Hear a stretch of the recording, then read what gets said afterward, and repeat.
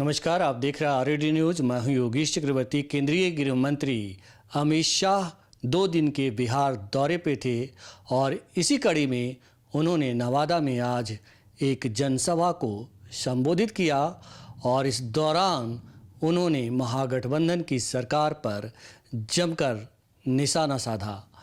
अमित शाह के दौरे और महागठबंधन की सरकार पर निशाना और बिहार के कई इलाकों में हिंसा की खबरों के बीच उनकी ये जनसभा हुई थी।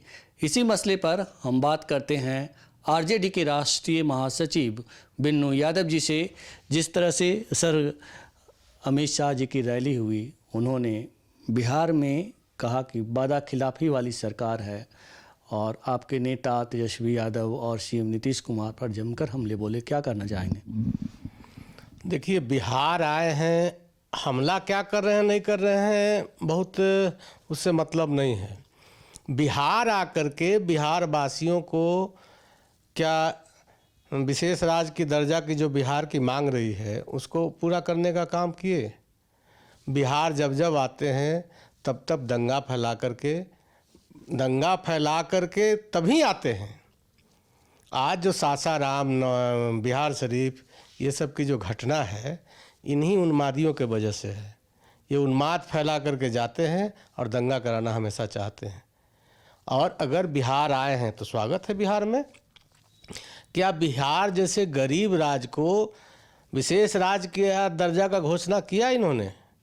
उसकी तो बात करते नहीं हैं।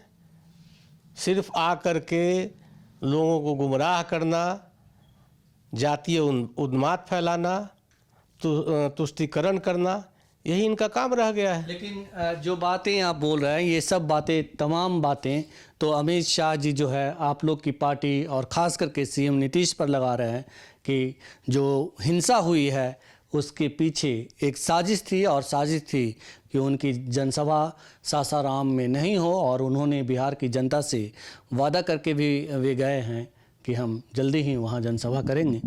मना कौन किया है उनको? मना तो कोई किया नहीं है। जनसभा करने के लिए भारत देश में बिहार का ही एक अंग है, बिहार भारत का ही एक अंग है, तो इनको मना कौन किया है? मना कौन किया है इनको जनसभा करने से और अथी करने से? ये आए तो जातीय उन्माद न फैलाए, जातीय उन्माद नहीं फैला। और बिहार में कहीं, ये देश भर में कहीं आने जाने की आज़ादी है हर लोगों को। ये तो गृह मंत्री हैं भारत सरकार के। तो जातीय बिहार में जब आए तो बिहार के लोगों का भला कैसे हो, इस पर ये चर्चा करें। इस पर चर्चा करते नहीं हैं। चर्चा तो इस पर होनी चाहिए कि भाई बिहार जैसे गरीब राज्य को ये क्या दिए आकर के बिहार में, इसकी घोषणा करें। हम लोग स्वागत करेंगे इनका। नहीं, इन्होंने कहा कि जिस तरह से अभी हिंसा हुई है, लेकिन जब बीजेपी की सरकार यहाँ आएगी तो जो हिंसा करने वाले हैं उन्हें उल्टा लटका दिया जाएगा। अच्छा, हिंसा तो ये स्वयं कर रहे हैं, हिंसा तो स्वयं करवा रहे हैं। ये उल्टा किसको लटकाएंगे? उल्टा लटकाना अगर पड़ेगा ना इनको, तो इनके पार्टी के बहुत सारे बड़े बड़े नेता जो हिंसा फैला करके और चुप हो जाते हैं, उसका जीता जागता उदाहरण है वो लड़का जो था, नहीं वो लड़का जो था जो वहाँ गया तमिलनाडु, उसका देखिए हिंसा कौन करवाए, वो किनके लोग थे। ये लोग चाहते हैं कि पूरे देश में इसी तरह का तनाव फैला करके और 24 का चुनाव जीत लें। देश के लोगों को समझना चाहिए, ये शाह और शहंशाह जो हैं ये देश के लोगों को गुमराह करके और वातावरण को खराब करने का ये लोग प्रयास कर रहे हैं।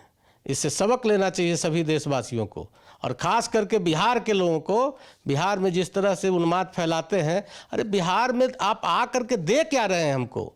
आप आ करके कहिए कि हम विशेष राज्य का दर्जा दे रहे हैं।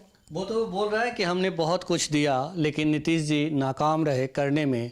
और यहाँ जो चाचा भतीजा की सरकार है पिछले 30-32 सालों से, वो बिहार को रसातल में ले जा रही है। नहीं, 17 साल से उनके साथ थे, 17 साल थे ना, तो क्या वो किए? और आज चाचा भतीजा का सरकार जब है तो इनको दर्द हो रहा है। इनको दर्द हो रहा है कि 17 साल से नीतीश कुमार जी को भी इन लोगों ने गुमराह करके रखा, और नीतीश कुमार जी के कारण ही ये बिहार में पनपे हैं। इनका कोई अपना वजूद न कल था न आज है, कोई वजूद नहीं है। ये नीतीश कुमार जी के कारण बिहार में जाने जा रहे हैं, इनका कोई अपना वजूद नहीं है बिहार में। अगर नीतीश कुमार जी के कारण जाने जा रहे हैं तो क्या आपको लगता है कि आने वाले लोकसभा चुनाव में इनका सफाया हो जाएगा? लेकिन ये कह रहे हैं कि हम 40 में 40 सीटें जीतेंगे, सफाया हो जाएगा, ऐसा लगता है आपको? देखिए, ये तो जनता तय करेगी ना, लेकिन जिस तरह से जनता को गुमराह करके, जिस तरह से गुमराह करने का काम इन लोगों ने किया है, जनता इनको भली भांति समझ चुकी है। और 40 में ये कहते हैं कि 40 सीट में 40 सीट जीत लेंगे, तो भाई आप अपनी उपलब्धि बता करके जीत सकते हैं। लेकिन उपलब्धि क्या है? क्या बिहार को विशेष राज्य का दर्जा मिला? क्या 2 करोड़ नौजवानों को नौकरी मिली? क्या रोजगार मुहैया कराए? तो कुछ करेंगे नहीं, या 40 का 40 कैसे जीत लेंगे? ये हमको नहीं लगता है कि 40 के 40 हारेंगे, समझे कि नहीं? बिहार की जनता और देश की जनता इन पर निगाह रखे हुए है। समय आने पर ये शाह और शहंशाह जो हैं, इनका इलाज करेगी। आपको क्या लगता है कि जिस तरह से उन्होंने हिंसा की बात की और उल्टा लटकाने की बात की, आप कह रहे हैं कि वही लोग इसमें शामिल होते हैं, तो ये दाव जो है उल्टा पड़ने वाला है इस बार? देखिए, रामनवमी के नाम पर जितना इनका पीछे से जो आरएसएस, बजरंग दल, आप देखे होंगे कहीं भी कोई भी जुलूस में, आप दीघे का एक घटना देख लीजिए। 11 बजे रात में मस्जिद में जा कर के ईंटा पत्थर कर देना, आरएसएस और बजरंग दल के लोग खुला नंगा तलवार लेकर के और खुलेआम इस तरह का जो तलवारबाजी और इस तरह का हथियार का प्रदर्शन है, बंद होना चाहिए। आरएसएस पर बैन लगना चाहिए। कई नेताओं ने हमारे नेता ने कहा कि इस पर बैन लगना चाहिए, बिल्कुल बैन लगना चाहिए। आप हथियार का प्रदर्शन, रामनवमी है, राम जी का अगर नवमी मना रहे हैं, कोई रोका है क्या? आप हथियार दिखा कर डरा रहे हैं किसको? भारत के लोग डरने वाले हैं, किनको डरा रहे हैं? और हिंदू मुस्लिम कर करके ये 24 का चुनाव जीतना चाहते हैं, लेकिन इनके झांसे में कोई आएगा नहीं, और जानबूझ करके तुष्टीकरण की राजनीति ये करना चाहते हैं। और इनके जो लोग हैं, आज भाषण दे रहे थे, तो पूछिए उनसे कि जो भाषण वो लिख करके पढ़ रहे थे, बिहार का चौहद्दी है अमित शाह जी को पता? अमित शाह जी को, शाह जी को पता है? वो तो यहाँ के नेताओं द्वारा लिखा हुआ भाषण पढ़ रहे थे। और इनके जो शहंशाह जी हैं, शाह और शहंशाह की जोड़ी जो चल रही है देश में, देश की जनता जो है ना, इस बार इनको सबक सिखाएगी। अब बिहार उसमें अव्वल नंबर पर रहेगा। बिहार के साथ जितना धोखा दिए हैं, जितना छल किए हैं, आज तक आज़ादी के बाद इस तरह का छल और ठगने का काम कोई प्रधानमंत्री और कोई गृह मंत्री ने नहीं किया है। ये बताएं कि अमित शाह लगातार जो है हिंसा को लेकर के हमलावर रहे हैं आप लोगों पे, और कहीं ना कहीं जो आप बता रहे हैं कि तुष्टीकरण की राजनीति, इसके लिए जिम्मेदार आप लोग को ठहराया जा रहा है कि भाई हमने कई बार उनसे सीएम नीतीश से बातें की, उनको मदद करने की बातें की, लेकिन वो रिस्पांस नहीं दिए, आखिर में उन्हें राज्यपाल से बात करनी पड़ी। नहीं, क्या मदद करने के लिए बात किए? मदद तो यही है कि अपने गुंडों को द्वारा ये जो घटना घटी है या कहीं भी घटी है, तो बताइए कि नंगा तलवार लेकर के वो कौन लोग थे? वो किनके लोग थे? ये लोग, ये जो बजरंग दल और आरएसएस के लोग थे, ये भीड़ में घुस करके अतताई करते हैं ये लोग। इन पर बैन होना चाहिए और इस तरह के प्रदर्शन पर रोक लगना चाहिए। हम तो सरकार से यही मांग करेंगे, माननीय मुख्यमंत्री जी से, कि इस तरह के प्रदर्शन पर बिल्कुल रोक लग जाए। वो हिंदू का मामला हो या मुसलमान का मामला हो, दोनों पर हथियार का प्रदर्शन बैन होना चाहिए, और डीजे तो सबसे पहले बैन होना चाहिए। ये जो अमित शाह जी ने ये भी कहा कि चाचा भतीजा की दो जोड़ी है, उनको एक को मुख्यमंत्री बनना है, एक को प्रधानमंत्री बनना है, लेकिन बिहार की जनता दोनों को कामयाब नहीं होने देगी।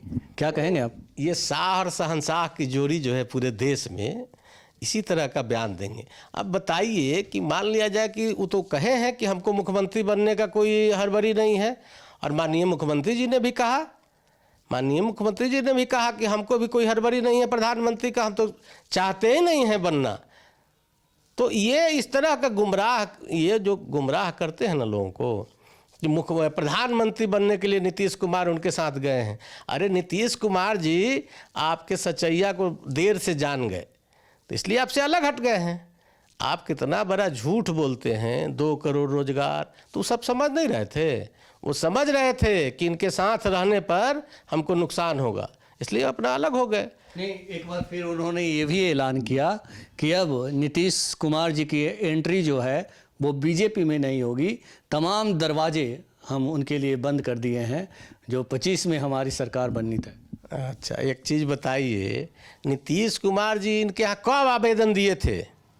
ये लोग झूठ बोलते हैं और झूठ सच बोल करके लोगों को गुमराह ना करें। अमित शाह जी, आप बताइए कि आप बैन कर दिए हैं, कि आपका दरवाज़ा नीतीश कुमार जी ने बंद कर दिया कि आपका आप एंट्री हम नहीं लेंगे, आपको अपने साथ नहीं रखेंगे, ये कहे थे। इनको तो कई बार मौका मिला, गोरपरिया कर करके नीतीश कुमार जी को रखे हैं। ये क्या बात करेंगे? नीतीश कुमार जी के बारे में ये इनको कुछ भी बोलना बेवकूफ़ी वाला बात है। ये बताएं सर कि जिस तरह से अमित शाह जी का दौरा है जो लगातार अब बिहार में हो रहा है और बिहार पे वो खास फोकस रखे हुए हैं, तो क्या लगता है कि ये लोग घबरा गए हैं? नीतीश जी आप लोग के साथ आ गए हैं, महागठबंधन का एक बड़ा कुनबा बन गया है इससे।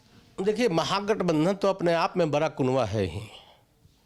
ये शाह जी आए हैं भांपने के लिए, और ये शाह जी जब भांप करके जाएंगे ना तो शहंशाह जी आएंगे। शहंशाह, इनके जो रिपोर्ट होंगे उस पर आके शहंशाह जी भाषण करेंगे। ये जितना झूठ बोले हैं वो भी इनसे ज़्यादा झूठ बोल के चले जाएंगे। अमित शाह जी ने खुद ना अपने भाषण में कहा कि मैं तो जुमला बोल दिया, 15 लाख रुपया, 2 करोड़ रोजगार। तो इनके बात पर यकीन कौन करता है? इनके बात पर कोई यकीन करता नहीं है। अब मान लिया जाए कि भीड़ को कहाँ से लोग गुमराह करके ले आते हैं, ये तो यही लोग जाने। इन लोगों का काम ही है भीड़ को बरगला देना और देश में झूठ बोल करके राज करना। आज तक इतना झूठ बोलने वाला न भारत का प्रधानमंत्री हुआ, न भारत का गृह मंत्री हुआ। हम तो बिहार की जनता को कहेंगे कि इनसे सचेत हो जाइए। आपका भला इनके द्वारा नहीं होगा, इनसे सचेत रहने की ज़रूरत है। आपका भला बिहार में तेजस्वी यादव और माननीय नीतीश कुमार जी के द्वारा ही होना है। इन लोगों के फेरा में गुमराह ना होइए आप लोग। तो ये हमसे बात करने के लिए आपका बहुत शुक्रिया, धन्यवाद। तो ये थे आरजेडी के राष्ट्रीय महासचिव बिन्नू यादव जी, जिनका कहना था कि केंद्रीय गृह मंत्री बिहार आए, उन्होंने जनसभा की, इससे उन्हें कोई नहीं रोक रहा है, लेकिन जिस तरह से उन्होंने जनता को गुमराह करने वाली बातें बोली है वो कतई शोभनीय नहीं है और जनता 2024 में इन्हें सबक सिखाएगी। इनके दावे खोखले होंगे। योगेश चक्रवर्ती, आरएडी न्यूज़, पटना।